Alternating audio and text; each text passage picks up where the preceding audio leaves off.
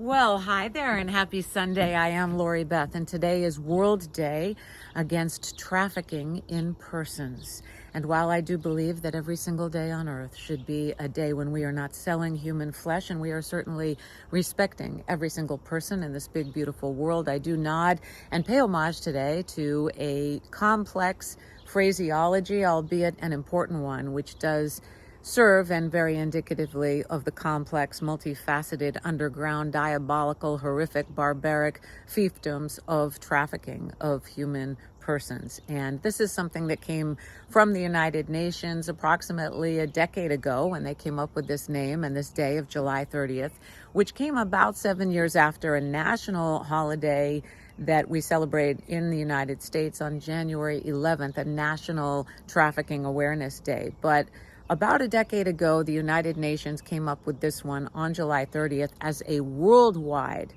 awakening because it is that prevalent. It is to the tune of over $152 billion or more a year. This is something unfathomable, and yet it is something very real. And it's important that we understand just how real it is before it comes closer to each and every one of us, because it does. And while we face these things with almost a Sri Lanka earthquake mentality, as I say, that it is something horrific. It is something where we mumble a little, oh, those poor people, but we go right on eating our lunch, you see, because it doesn't affect us. And it's time that we don't live in a vacuum. And I feel that I do have an obligation as a woman, very grateful to be alive today, very, very grateful for God, very grateful for the kindness of strangers, to take a theater line, but to attribute that to all of you and to the people who have really rallied and been there for me in what a mentor of mine calls surviving the surviving, which is much harder as we replay those macabre images in our head every day, in tandem with the PTSD, or grieving, if you will, in tandem with wrestling with those emotions and replaying something that has such a stigma attached to it. And so the moment can come and go for those who are lucky enough to be alive. But what we relive is something horrific. And so I think it is very important to pay homage to this trafficking day. And I think that it's important that we understand what that is. Now, there's a theme that the United Nations attaches to World Day Against Trafficking in Persons every year. And this year, that theme is reach every victim of trafficking, leave no one behind.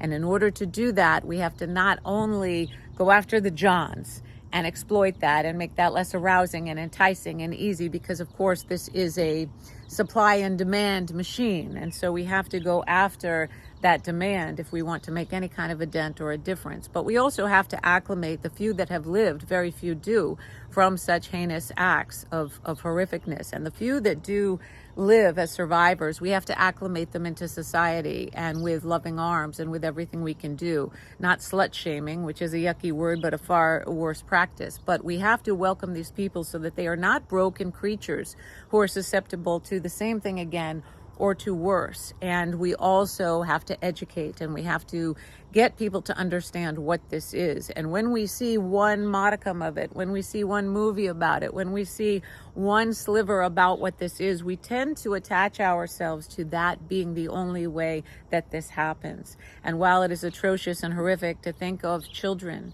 who can be trafficked again and again, that is only if and when they survive the brutal abuse and misuse of them, and they are able to be trafficked again. There are many sects of trafficking. It comes in many forms. The obfuscating methods that are used, from women being sent in to lure in girls with more believability and trust factor built, to men posing as boyfriends, to jobs dangled and promised, and to the almighty one that is the highest right now, which is the internet. And certainly during the COVID lockdown, when everybody was shut in and everybody was vulnerable and people were online a hell of a lot more and people wanted to get out, even if it meant anywhere, that was when trafficking skyrocketed. And now it was made very easy for traffickers to target people. And so the private messages online would escalate. And this is where the biggest chunk of that is being done. And so it comes in different forms. There are elders and babies and puppies pushed out into the road, if it means in an area where some young hot teens may be. And then as they go to help the struggling one, they can be taken. And so this happens in myriad forms. And it behooves us to not look at this in a vacuum, to not think it only happens at a certain age. I was 27 when I, in the United States of America, answered an ad in a very well-respected, mainstream, very well-revered, normal publication to be an administrative assistant in Athens, Greece. And after scrupulous vetting and even unbeknownst to anyone who could believe it, finding an old family contact who used to live in our tiny town in New England, who knew the boss who placed this ad on the other side of the world. It could not be more of a green light and synchronicity and safe.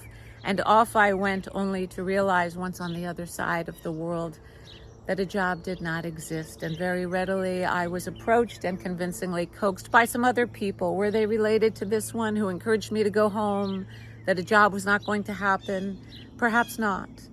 But how ironic that a job wasn't happening and other people found me in my hotel. And yet they work very seamlessly, and you don't see it coming. And this was way before the Taken movies. Yes, Liam Neeson did not arrive on cue.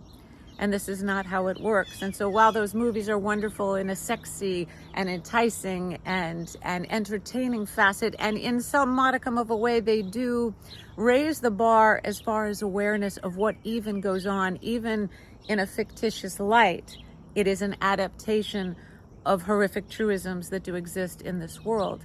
And so they serve a point, and I appreciate them for that point.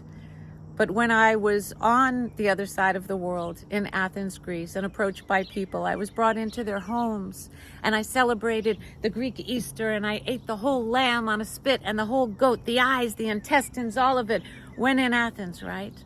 And I met the yaya grandmothers, and I met the babies, and they built my trust seamlessly. And at one point, someone even gave me a cell phone because I didn't have one then. Nobody traveled with one. These were different times. And they gave me a cell phone to call my parents in America and let them know I was well. I was having Easter. I was being brought into the hospitality and the culture. And when a certain mogul was in town and a certain deal could get done, I was told to be downstairs from my hotel that they had helped me pay for, and they were taking my passport at different times, telling me they'd help get extended visas and stamps over the course of a few months so that I could find a legal, sustainable, vibrant way to stay in the beautiful Mediterranean and to use my skills and my gifts and to work. And they told me to be downstairs at a certain time, and I was. And a black Mercedes pulled up right onto the curb of the sidewalk of the hotel. Yes, Hollywood gets some things right. And they screeched their brakes, and they took me and my things and my clothes, thrown in the trunk, the clothes, and I was packed and sandwiched into the back with some Mediterranean men, Serbian, Albanian, Bulgarian, and Greek. And I was driven to the airport. And I was put on a small plane with one of the men, and I was flown up near a border. And I was put into a very seedy hotel, and I would watch in the morning while they smoked cigarettes and drank coffee out of little murky cups. And they were changing a car license plate. They were cutting and pasting different numbers, letters onto it, saying that they had had too many traffic tickets, you see. And they had to change this before they were going to drive me across a border where my new job would alas commence, and I would have a way to stay in this beautiful octopus delectable land. And I watched and I listened as they babbled in Greek and Serbian and smoked. And I went along and I acquiesced with my handlers. And yet there is something that they do. They are very, very careful to build the trust of the girl. They do not act too forward. But they do make sure that right before she crosses that border into what is called the breaking period, the first 24 hours when men round the clock, up to 30, are brought in to misuse and abuse the women violently, so that it is abundantly clear psychologically, physically, emotionally, verbally, that they will never get out. Passports are burned in front of girls. Threats are made about their family, the information they got from them earlier while they were whining and dining them and convincing them they were friends, whatever it be. But before they go into the breaking period, before they are actually transported, drugged, and lugged across that border, the handlers do make sure that they get their piece of the action. And before the girls are diseased and drug-ridden, and so it goes. And I, unfortunately, was no exception to that. And I was raped orally by the boss, who ended up being quite a known underground Balkan thug in this big, beautiful world. And that was a pit stop made to this man's office on the way to the airport, and then raped orally and vaginally by one of the others in the morning in that seedy hotel. And I acquiesced with my assaulters under the guise that perhaps the more I cooperated, the faster it would be done. And maybe, just maybe, I would spare myself from something much worse. And I was correct. And I was trusted enough for someone to leave me in that hotel room while they went downstairs. And they instructed me to come down next. And I had a floor-length fur coat that I had traveled to. It was my one security blanket. It was my one luxury item. It was one fashion staple that was engulfing and ensorceling and warm in the north, where I had walked out of a snowbank into palm trees. And yet still some cold weather, so to speak. But I had traveled with that fur coat, and I had traveled with 2 gigantic bags of all kinds of clothes. And I left those in the hotel. And I had my passport at that moment, even though it had been borrowed by these men who were doing things to it to help me stay on. And I took my passport, and I took a bottle of body moisturizer and put it in my little knapsack/pocketbook. And I left everything else. And I took a deep breath, and I said, "Thank you, God, for being with me right here, right now." After this man had done what he had done, I did not shower, and I left everything else, and I took a deep breath, and I walked out the door, and I walked down the stairs, and I looked between beaded curtains, and I watched the men smoking and drinking so much coffee. And I took a chance, and I turned, and I walked out of that seedy hotel. And I walked across a street, and I ran. Yes, in 4-inch strappy heels, no less. And holding my bag that later I would carry, and I ran, and I ran, and I ran, and I ran until I got to a big, beautiful, far more lovely-looking yellow hotel. And I ran in, and it was mobbed with tourists, with locals. I didn't know who to trust. And I went up to people, and I, in a hyperventilating, dirty, soiled, horrific state of confusion and conflation and fear, said possibly the most crazy uttering that I ever have said in this lifetime, and I've said a few. And one of the men said, "Excuse me," and he pulled me off to the side.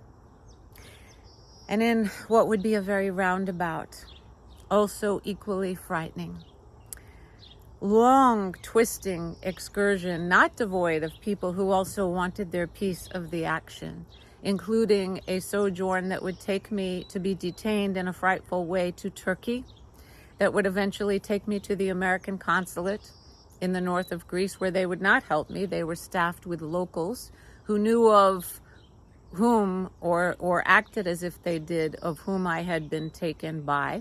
And they were obviously afraid. Frontline responders, cops, border people, hotel people were all given kickbacks of coin to cooperate in this land, to help drag girls back, to do all kinds of things. And yet, in a long, roundabout way, still laden with unpleasantries and fright, I did, somewhat unscathed, arrive home. And I'm still here. And what I can say is that I am a very, very, very lucky woman, because somebody was indeed looking out for me on what I know today was the luckiest day of my life. And yet I was suffocated and wrangled by shame. I wondered why I hadn't seen it coming, or why, when I knew in my gut something was wrong, why I didn't trust the gut. I wondered how I got there in the first place. And then I really had shame about how I acquiesced with my attackers. Why didn't I fight them? Why didn't I scream? And of course, if I had, I wouldn't be here today. But I wrangled with this. And I would tell a diluted version to a boyfriend or whatever it be, but I still would draw in a frightening, repetition compulsion cycle, people who kept me in that shame, people who somehow were echoing what I was giving off to the world. And a few years ago, before I got off Facebook, I was encouraged by some people to speak about my trafficking story, and I clumsily did, and I did the best I could, and I spoke a little bit in some public speeches, and I wrote a few columns, and I got on Facebook a little bit. But it was tremendously hard for me then. I was not ready to pitch my story to film. I was not ready to write a book. I was not ready to field reporters. I was not ready to get on and make a difference, because it was something so enormously hard for me and so shameful. And a lot has transpired in my world since then, and a lot has transpired in the world since then. But I do feel an obligation. And one of the most beautiful experiences that happened to me, which I feel is very cyclical and apropos to where we all are today, and my modus operandi today of sharing this, despite all the stigmas that are involved, because people say, oh, are you trying to elicit sympathy? Are you trying to, are you cuckoo in the head? Maybe you made it up. Maybe you've never been to these foreign ports of call and you're nuts.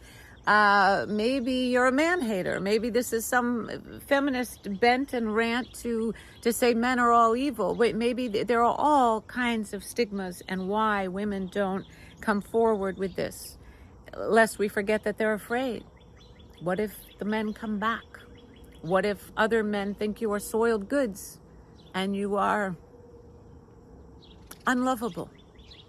There are all kinds of reasons, and yet somewhere along the line, I would meet a Wonder Woman, and I would meet this woman, a trafficking survivor who started her own nonprofit, StopTrafficking.us.org. Her name is Catherine Ann Wilson, and she is just a wild woman spirit. She also has geese, and she's the only goose whisperer I know. I have seen this woman put geese on her lap and do films with them and drive them in the car and snuggle them. And so she obviously has a very special kind of energy. But this woman has won awards from the New England Patriots. She has brought so many conventions, teaching and educating first-line responders, parents, hospital workers, teachers, everyone about signs of those trafficked. She brought the Underground Railroad rescue people to Maine for a conference. She brings bags of things to survivors. She has been to the White House twice on a faith-based steering committee where select trafficking survivors were selected under the Trump administration to come and lend inside perspective about trafficking to the White House officials. That program, sadly, is no longer in flux, but when it was, Catherine was one of them. She's an incredible human, and she is one of the heavy lifters in this world. And for me, having had her across my path, how very lucky am I? That being said, it was one morning when I was out to breakfast with Catherine, and we were at that moment specifically talking about some murky details and aspects about my journey. And I was explaining how much the shame had impeded me in my life, and drawing in the same cast of characters and the pain and the inability I was getting in my own way because of this epic, insurmountable shame. And I hadn't gotten the help I had needed. I had never had therapy, although I did date and sleep with a psychiatrist and a psychologist, not at the same time. But because I didn't spend my time on their couches getting therapy, so to speak, I never got the help that I needed. And I was wrangled with shame. And remember, the definition of guilt is that we did something wrong. And the definition of shame is that we are wrong. And one of those you can deduce very quickly, a system and a plan to make amends and to apologize and to correct and to show different actions, and the other not so much. And I was telling her this, and she, in a moment in time, would serve as the messenger, as the prolific and prophetic angel sent from God without accident, bar none. And she would serve as what would catalyze me forward in a method that I feel compelled and implored and strongly about sharing today in the name of helping all of you. And she looked at me and she said, never, ever be ashamed for anything you did in the name of self-preservation.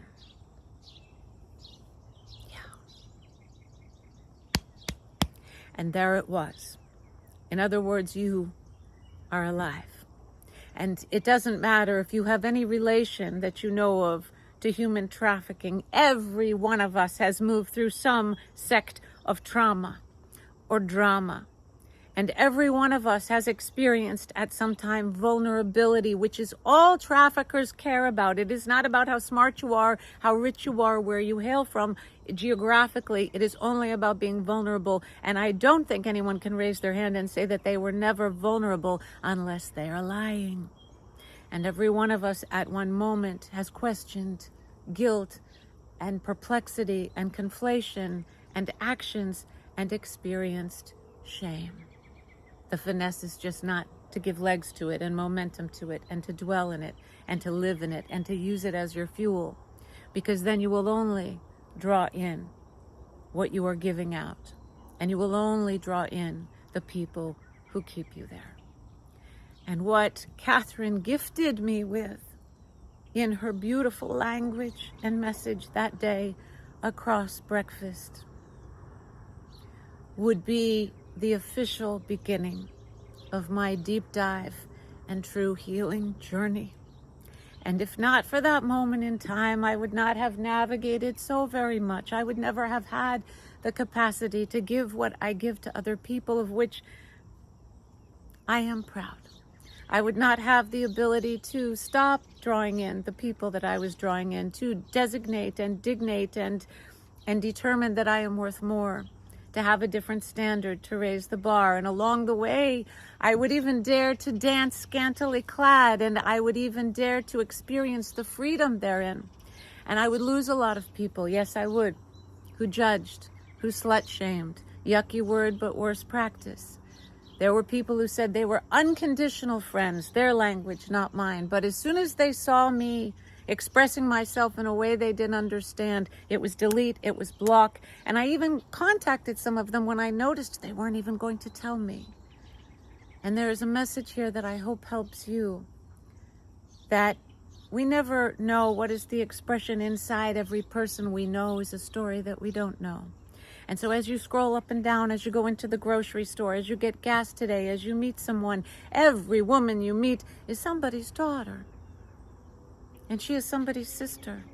And she is somebody's neighbor, and she is somebody's niece, and she is somebody's cousin, and she is somebody's hairdresser, and she is somebody's dog groomer, and she is somebody's dental hygienist, and she is somebody's coach, and she is somebody's nurse, and she is somebody's student, and she is somebody's teacher, and she is somebody who matters so very deeply to them.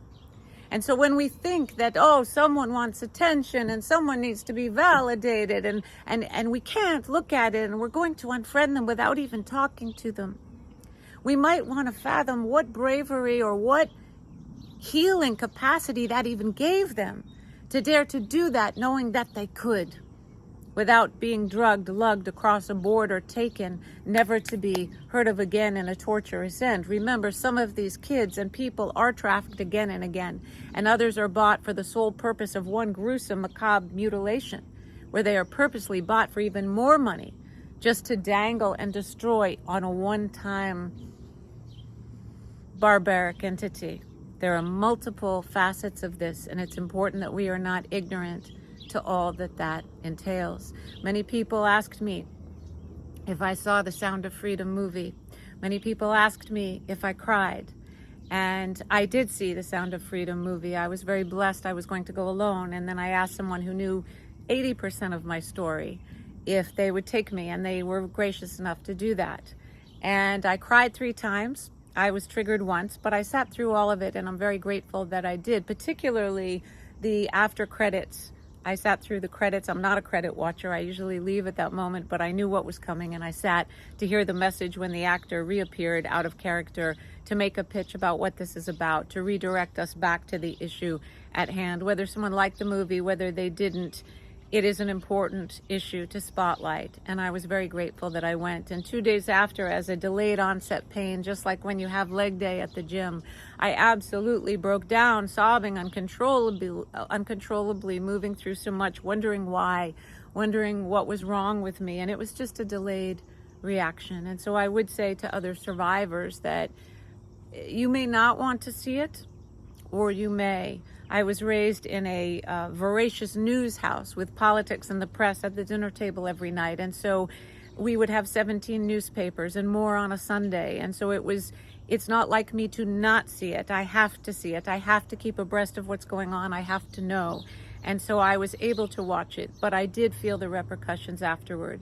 And it is very hard. And in those moments you want to hug. And I will say that for all of the people who dropped me, who judged me, who typecast me based on a projection from their own uncomfortableness of what they wouldn't do, and if they did do, why they would be doing it, without ever having a conversation or asking me why I was dancing or what I was feeling, or even understanding for a moment in time that maybe, just maybe, that helped me so much.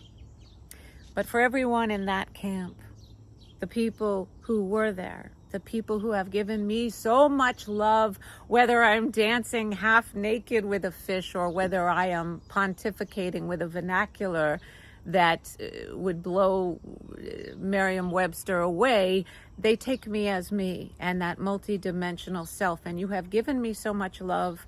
You have been there from up above with a God-given grace that I do not forget. And I do write back to every single comment because you mean something to me. And if you took the time to be here and you took the time to watch and you took the time to write to me, so long as the comment is kind, I do get back to you. And it may take me a while to get back to all comments, but I do it. But for every person who drops another human being, deletes them, handles them, ghosts them, moves them, there is someone else who helps celebrate that person and allows them and their expressionism to be what it needs to be, because they see beyond that and they see what was spared and what is here. I'm a very, very, very lucky woman, and there isn't a day that goes by that I don't thank my lucky stars and thank this big, beautiful creator that I get to be a part of it. And it is through that impetus and through quite a healing journey that how grateful am I to have done. And it is always ongoing in this world, but I am grateful to have gotten the remnant cobwebs that a few years ago had not been scoured out. And it is because of the love, it is because of God's grace, and it is because of the people who didn't quit, who did believe in me, that I was able to go on that journey and to do that and to find my most passionate reason for being spared, the reason, my raison d'etre and reason to be here, which is a huge crusade and a sincere one to bridge this divisiveness forward to unity. I grew up with such a diplomatic father, a politician and a gentle giant and a lion-hearted man. And at the hours at my mother's house after my father died, my father was the old-fashioned Kennedy Democrat, and at his burial service, they even read from a book that Kennedy had signed to my father. And at his hours at my mom's house, more Republicans came up to me and said, "We loved your dad, particularly when we disagreed about an issue." And this kept coming and coming and coming, and he was just a peacemaker. And I realized that I have his gift of gab, I have his skeletal prowess and features and large hands and large feet, and that made shopping for shoes hellacious. But I also got, hopefully, his diplomacy, and I do believe that I am the person here to help bridge that divide. And I ask of you to come together, whether you loved a certain movie or you didn't. Can we all at least agree and put umbrage aside on issues and tissues that human flesh should not be sold? And people may be uncomfortable with the term God's children are not for sale, you see, until it's their kid. And then it's, why God? And suddenly it's yelling at a deity that they believe in that moment and they believe is to blame. And yet, as the old adage teaches us, well, we cannot ask why God, we must ask why man. We are that collective man. And I am Laurie-Beth, and I ask you today to come together in the name of bridging divisiveness, and at least on World Day against trafficking in persons, agree on the simplistic factor that we are not for sale. Thank you. Ciao, ciao.